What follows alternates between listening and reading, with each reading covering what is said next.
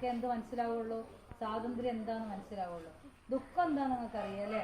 സന്തോഷം അറിയാം. എന്തുകൊണ്ടാ? ദുഃഖം വരുന്നതുകൊണ്ട് സന്തോഷം എന്താണെന്ന് അറിയാം, സന്തോഷം ഉള്ളതുകൊണ്ട് ദുഃഖം എന്താണെന്ന് അറിയാം. അപ്പൊ നിങ്ങൾക്ക് സ്വാതന്ത്ര്യം ഇല്ലാത്തൊരവസ്ഥ ഇല്ലാത്തതുകൊണ്ട് അത് മനസ്സിലാവില്ല. കുറേം കൂടി കഴിയുമ്പോൾ അതൊക്കെ വരും.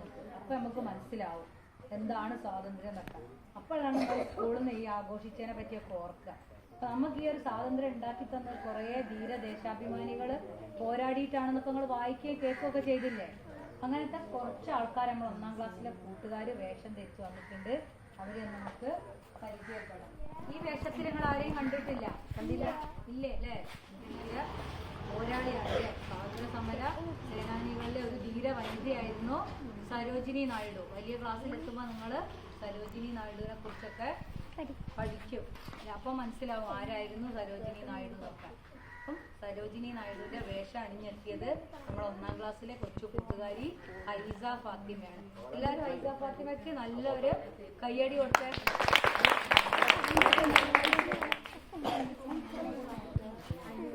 ഹൈസ ഫാത്തിമേനെ ഈ വേഷത്തിൽ ഇവിടെ എത്തിച്ചത് ഹൈസ ഫാത്തിമേന്റെ ഉമ്മയാണ്. അപ്പൊ ഉമ്മയ്ക്ക് നല്ലൊരു കയ്യടി കൊടുക്കാതെ പരിചയപ്പെടുത്തുന്നില്ല. ഈ സരോജിനി നായിഡു ആരാന്ന് വെച്ചാൽ മറന്നു പോവോ? ഇല്ല. ഹൈസ ഞങ്ങളെ മനസ്സിൽ ഓർമ്മയുണ്ടാവില്ലേ? ഹൈസ വേഷം കെട്ടി വന്നത് സരോജിനി നായിഡുവിന്റെ ആണെന്ന്. സരോജിനി നായിഡുവിന് എല്ലാവർക്കും ഓർമ്മയിലുണ്ടാവണം. ഇനി അടുത്ത കൊല്ലം ചോദിക്കുമ്പോൾ അത് ആരായിരുന്നു എന്ന് ചോദിക്കാൻ പാടില്ല കേട്ടോ. ഒന്ന് പോയിട്ട് സരോജിനി നായിഡു ആരായിരുന്നു എന്നൊന്ന് ഫോണിലൊക്കെ വെറുതെ കളിക്കുന്ന സമയത്ത് അതൊക്കെ ഒന്ന് നോക്കുക കേട്ടോ. അമ്മയുണ്ട്. ഇതാരാണ്? ഝാൻസി റാണി.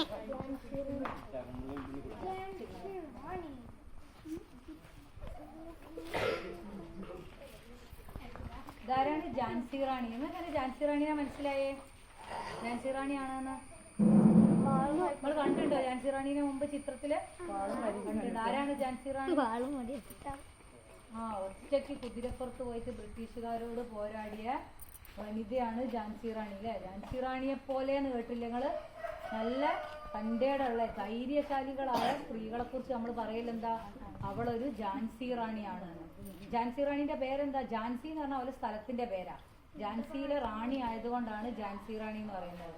എന്താ ശരിക്കും ഝാൻസി റാണിന്റെ പേര് അറിയോ?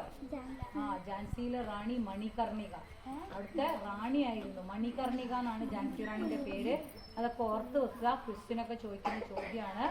ഝാൻസി എന്ന് പറഞ്ഞ സ്ഥലത്തെ റാണിയായിരുന്നു. ബ്രിട്ടീഷുകാരോട് സധൈര്യം അല്ലെ, പുരുഷന്മാരെക്കാൾ ധീരതയോടുകൂടി പോരാടിയ വനിത ആയതുകൊണ്ടാണ് നമ്മൾ അവരെ ഓർത്ത് വെക്കുന്നത്. എന്താ ഝാൻസി റാണിന്റെ പേരെന്താണ്? മണികർണിക. ഝാൻസി റാണിയായി ഇവിടെ എത്തിയിരിക്കുന്നത് ആരാ? 1ാം ക്ലാസ്സിലെ സാംവ്യ സുരേഷ്. സാംവ്യ സുരേഷിനെ അണിയിച്ചൊരുക്കി ഇവിടെ എത്തിച്ചത് സാംവ്യന്റെ അമ്മയും പിന്നെ ഈ പ്രോപ്പർട്ടീസ് ഒക്കെ ഉണ്ടാക്കി കൊടുത്തത് മിലൻദേവിന്റെ അമ്മയായ ബിജിമോൾ ചേച്ചിയും കൂടെയാണ് കേട്ടോ. അപ്പൊ സാംവ്യന്റെ അമ്മേനെയും കൂടെ നമുക്കൊന്ന് ഇപ്പൊ പരിചയപ്പെടാം. അവര് നിൽക്കണ്ടേ ഝാൻസി റാണി?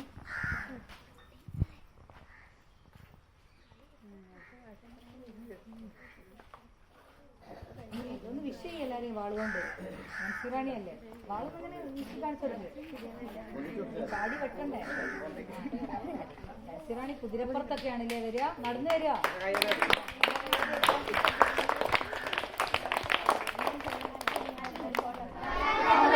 ചാച്ചാജി അല്ലേ? കുട്ടികളെ ഏറ്റവും ഇഷ്ടമായിരുന്നു ചാച്ചാജിക്ക് അല്ലേ? ചാച്ചാജിന്റെ ദിനം വേറെ വരുന്നുണ്ട്. പിന്നെ സ്വതന്ത്ര ഇന്ത്യയുടെ പ്രഥമ പ്രധാനമന്ത്രിയാണ് ആര്? ജവഹർലാൽ നെഹ്റു അല്ലേ? ആദ്യത്തെ പ്രധാനമന്ത്രിയാണ്. ഗാന്ധിജിയെയും ചാച്ചാജിയാണ് നമുക്ക് എല്ലാവർക്കും ഓർമ്മയുള്ളത് അല്ലേ? അവർക്കാണ് കൂടുതൽ പ്രാധാന്യം നമ്മൾ കൊടുക്കാറുള്ളത്. സ്വതന്ത്ര ഇന്ത്യയെ മരിക്കുന്നത് വരെ ഭരിച്ചിരുന്നത് ജവഹർലാൽ നെഹ്റു ആയിരുന്നു. ജവഹർലാൽ നെഹ്റുവിന് കുട്ടികളെ ഭയങ്കര ഇഷ്ടമായതുകൊണ്ടാണ് എന്ത് ജവഹർലാൽ നെഹ്റുവിന്റെ ജന്മദിനം നമ്മൾ ശിശുദിനായിട്ട് ആഘോഷിക്കാറുണ്ട്. എന്താ അവിടെ ഈ പൂവൊക്കെ കാണുന്നത്? ചാച്ചാജിന്റെ പോക്കറ്റിൽ എപ്പോഴും ഒരു പനിനിഴപ്പൂ ഇല്ലേ, ഒരു റോസാപ്പൂവ് ഉണ്ടായിരുന്നു. പിന്നെ തൊപ്പി, ഈ വേഷമൊക്കെ എപ്പോഴും കാണുമ്പോൾ തന്നെ നമുക്ക് മനസ്സിലാവും ഇതാരാണ്, ചാച്ചാജി ആണ് അല്ലേ, ജവഹർലാൽ നെഹ്റു. ജവഹർലാൽ നെഹ്റുവിന്റെ വേഷം ധരിച്ച് നമ്മളവിടെ എത്തിയിരിക്കുന്നത് ആരാ? 1ാം ക്ലാസ്സിലെ മിലൻദേവ്. മിലൻദേവിനെ ഡ്രസ്സൊക്കെ ധരിപ്പിച്ച് ഇവിടെ എത്തിച്ചത് മിലൻദേവിന്റെ അമ്മയാണ് ബിജിമോള്. ഇത് രണ്ടുപേരും എന്ന് എല്ലാവരും കുട്ടികളൊക്കെ വിഷ് ചെയ്യും. കുട്ടികളെ കാണുമ്പോൾ വിഷ് ചെയ്യണം. അപ്പൊ ഇതൊക്കെ നമുക്കൊരു പ്രചോദനമാവട്ടെ അടുത്ത ഇത്തരം പരിപാടികൾക്ക് ഇതുപോലെയൊക്കെ വേഷമൊക്കെ ധരിച്ചു തരാൻ എല്ലാവർക്കും. ഇതൊക്കെ നമ്മുടെ വീട്ടിലുള്ള കാര്യങ്ങൾ തന്നെ വെച്ചാണ് കേട്ടോ അവരൊക്കെ ചെയ്തിരിക്കുന്നത്, മറ്റ് പുറത്തുനിന്നൊന്നും ഒന്നും ചെയ്തിട്ടല്ല. എന്റെ സ്വന്തം നാട് സ്വന്തമാർന്ന നാട് ഇന്ത്യ എന്റെ നാട് ഞാൻ പിറന്ന നാട് എന്റെ സ്വന്തം നാട് സ്വന്തമാർന്ന നാട്. ഭാഷയേറെയുണ്ട് വേഷമേറെയുണ്ട് എങ്കിലും നാം നന്നായി കൈകൊടുക്കും നാട്. ഭാഷയേറെയുണ്ട് വേഷമേറെയുണ്ട് എങ്കിലും നാം ഒന്നായി കൈകൊടുക്കും നാട്.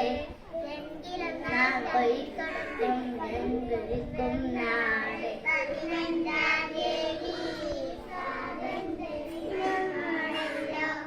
ഭാരത മക്കൾ നമ്മൾക്കിന്ന് അഭിമാനത്തിൻ നിലവല്ലോ. ഭാരത മക്കൾ നമ്മൾക്കിന്ന് അഭിമാനത്തിൻ ദിനമല്ലോ.